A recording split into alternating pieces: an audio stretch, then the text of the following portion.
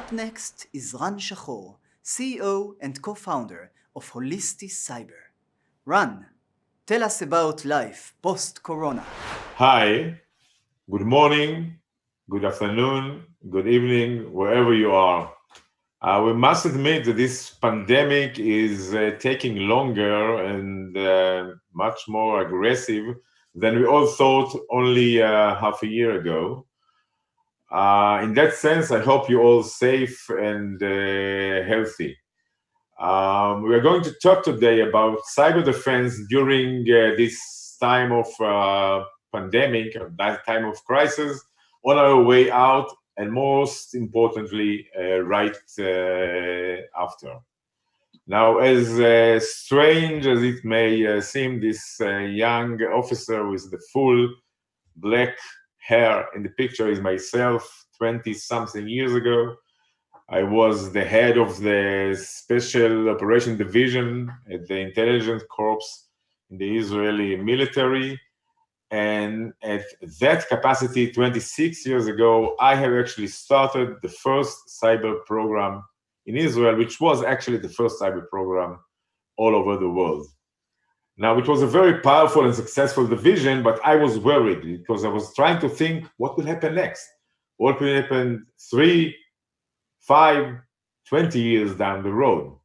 So I gathered the leadership of this organization in a small village next to Jerusalem.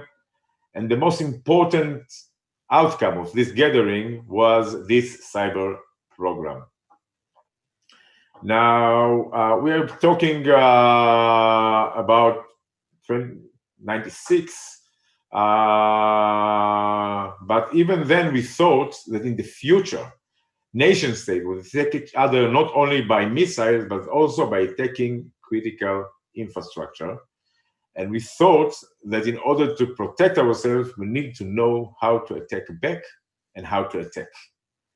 Now, we are talking about the time where internet was only universities and mobile was for rich people. So no wonder there was a furious opposition to this program. People said this young general have lost his mind, investing in science fiction, huge amount of money and management attention. But luckily enough, we were stubborn. And one of the reasons Israel is much, much better protected than the rest of the world is because we have started 7, 8, good 9 years before anybody else. Now let's have a few words about the world of cyber and the world itself before this pandemic. So the world was changed dramatically 6, 7 years ago. All these organizations were hacked and hurt very, very badly. And the interesting part is that most of them felt as if they are fully protected a moment before they find out about the thing. And they had the right to think so. They were prudently comply with the legal compliance. They ran all the best practices, and they have the usual suspects, the IBMs and the Accenture of the world defending them, yet they were attacked and hurt very badly. And the reason for that is that the balance that was for many years in the cyberspace was totally broken 6, 7 years ago. Attackers became much, much more aggressive, sophisticated, and even bold, and defenders could not react properly. From the attacker side, there were 3 main reasons for that. The first is trivial. Cyber crime is extremely profitable and contain no personal risks. You know, in the past, if you wanted to make the difference, you need to invest billions and billions of dollars. In the cyberspace, we are talking about totally different magnitudes. The second reason is that today's hackers are using nation-state-owned tools that were leaked to the darknet, mainly NSA tools that were stolen by a Russian team by the name of Shadow Brokers, and it is now for sale for $300, $400, $200.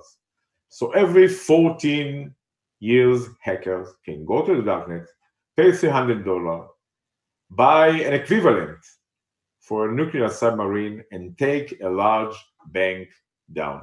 And more than that, if I want to attack each one of you, I don't have to attack the tool, to buy the tool.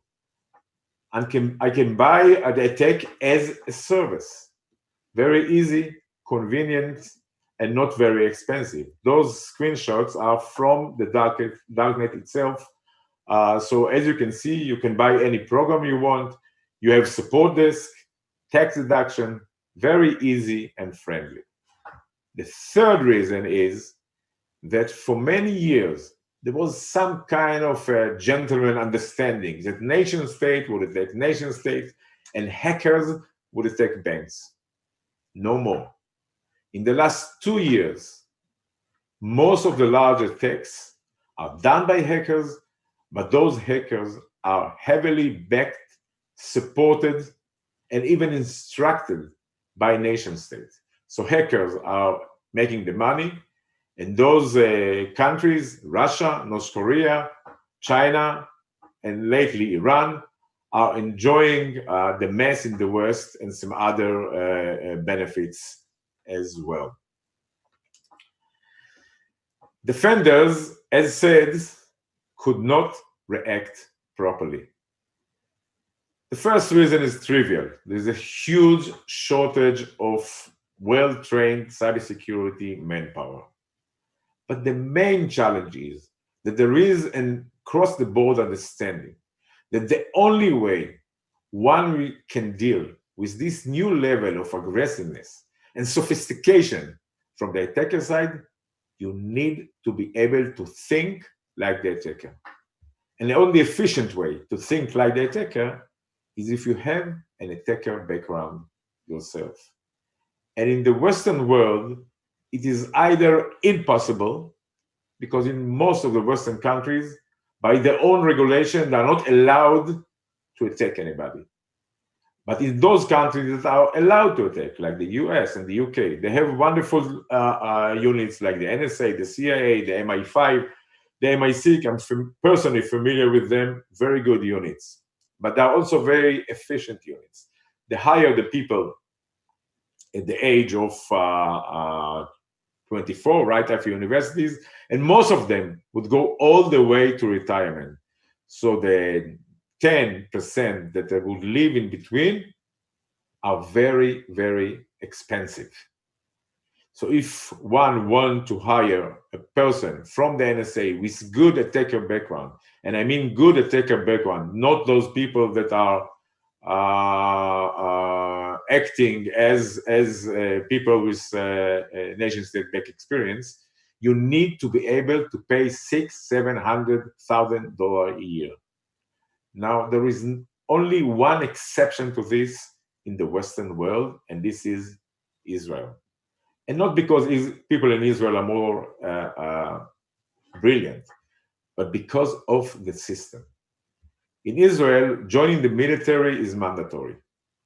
So every year, 130,000 boys and girls are joining the military, out of which the military have the privilege to pick the brightest 1,000, walk them through extremely sophisticated cyber and technology courses that are equivalent to 6-7 years in the university. But more importantly, right after those courses, those geniuses will take part in mission-critical, state-of-the-art, hands-on, most sophisticated defense, but mainly a tech mission in the world. But by the age of 30, 96% of them would leave to the private market. Why? Because those organizations, the Israeli NSA and CIA, the Mossad, A200, my unit, they don't need so many people. There is a fresh flow of 1,000 people every year. The first 3 years, they don't have to pay them because service is mandatory. And they need only 3-4% to become colonel and generals like myself. So the system actually allowed an annual constant flow of world-class cyber experts to the private market. Those guys are much better educated, more sophisticated, more creative than the worst hackers of the world, Yet they are excellent people. My son is one of them, and I can imagine how proud I am. So, what we have learned so far, and I'm quoting from the DoD, NSA, MI5, MI6 reports, but also from Cisco or McKinsey report, they are all concluded that today, even before the pandemic, anyone, everywhere, anytime is a potential target for nation state or nation state grade attack. Now let's have a few words about the pandemic and its cyber effect. So this is a huge global pandemic, no doubt about it. But the enemy is external. So one could expect the world to be united, try to solve the problem together, to share information, whatever is needed. Unfortunately, reality is the other way around. Countries are blaming each other, hiding information, apart from the medical community. Conspiracy theories are all over. And we all know that the geopolitical tension is the best or the worst accelerator for nation state grade attacks. And we need to assume that new players are going to join this party. I just read a very interesting article in the New York Post describing the mafia and the way they lost most of their source of income and are desperately looking for a new source of income. And what is more immediate and profitable than cybercrime? And this is true for the mafia in New York or in any other place in the world. Now, as an attacker, I can tell you the attackers will always take advantage when the defender's mind is elsewhere. It has happened many, many times. Just a few examples. In Bangladesh, $1 billion was stolen during the Chinese New Year. We all remember the Democratic National Committee last election, before the last election, when the email server was breached the 4th of July. But here we are talking about totally different magnitude. All over the world, within days, 90% need to work from home. 90% of the personnel. And we all know that home networks are much, much less resilient than corporate networks. Backend professionals are far from their core. Privileged access personnel need to work from home. On-prem has become off-prem. And we are all using Zoom and others. They are all very, very vulnerable. So no wonder phishing in a very steep rise. So as we can see, during the pandemic and after the pandemic, the same conclusion is even stronger. Anybody, anytime, anywhere is a target for nation state or nation state grade attack. So no wonder CISOs are extremely worried all over the world because they need to assume that phishing campaigns have already launched over their network during the crisis, and they know that geopolitical tension is the best or the worst accelerator for nation state grade attacks. And they know that internally they need to deal with all this with reduced budget and smaller internal cyber defense team. So have we lost the war? Not at all. Let's talk a few words about what each one of us need to make sure its trusted advisor qualities have in order to prevail. So there are 5 most important elements you need to make sure your trusted advisor has. First, you need to have the right team. Then adapt and develop the right methodology. Adopt an holistic approach. Have very good access to dark net intelligence and the ability to automate. Let's have a few words about each of these important factors. So first is the team. And today every pen tester with a year and a half or 2 years experience saying, I'm a nation state grade. So I'm talking about totally different magnitude. You need to make sure your defenders has hands-on world-class cyber teams that are ex-intelligence agency attackers. It is extremely important and the basic element to prevail. Second, and not less important, is methodology. In HolistiCyber, we call it OFM, Offensive Framework Methodology, meaning we act as your defender, as your trusted advisor, but we do it from the attacker point of view.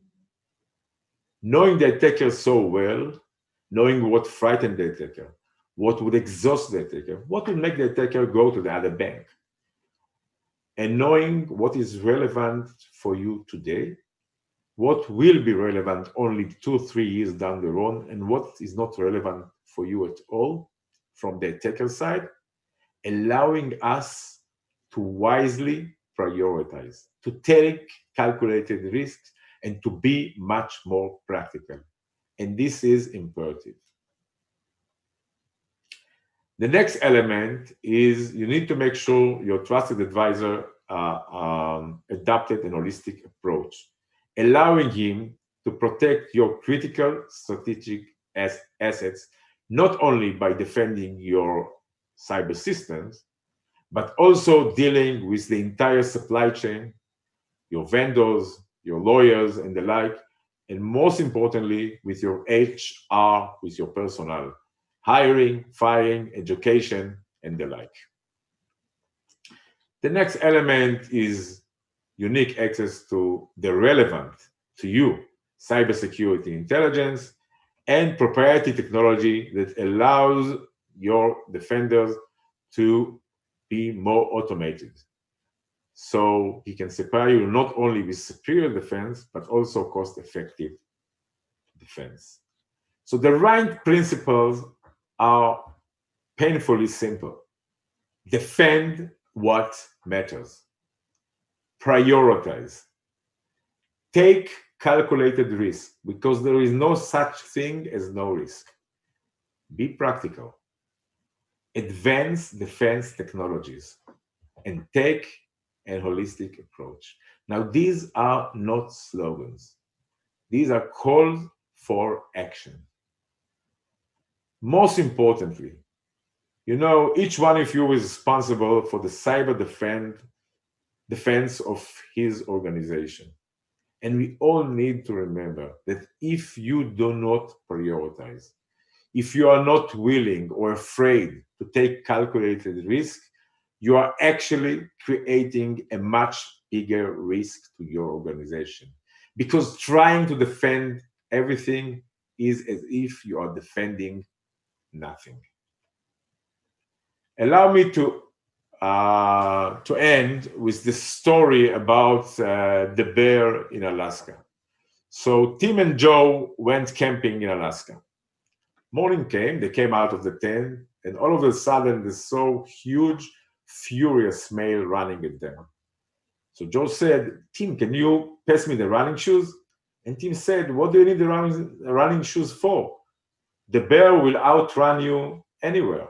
So Joe said, I don't have to outrun the bear. I have to outrun you. In the cyberspace, this is exactly the same story. You do not need and you cannot be fully protected. You have to be better protected than your friend, better protected than your competition. As an attacker, I can tell you that you can be rest assured that the attacker will notice it immediately and go to the other bank. You need not to outrun the bear. You need to outrun your friend. Thank you very much.